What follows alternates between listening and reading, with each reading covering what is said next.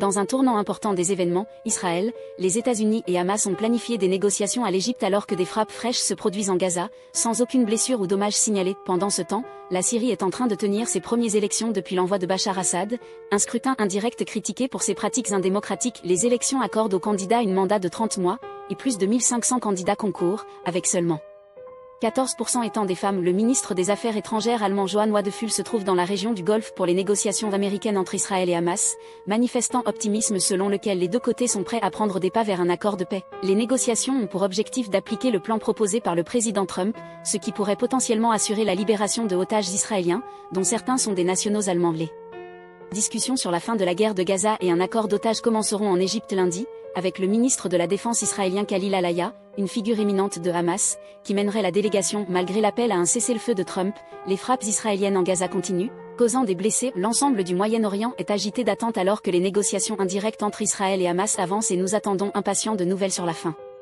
potentielle du conflit en Gaza et le retour des otages. Dans un autre développement, les Syriens votent pour la première fois depuis l'envoi d'Assad, marquant une étape significative dans le paysage politique de la région. Suivez-nous pour suivre ces événements en cours.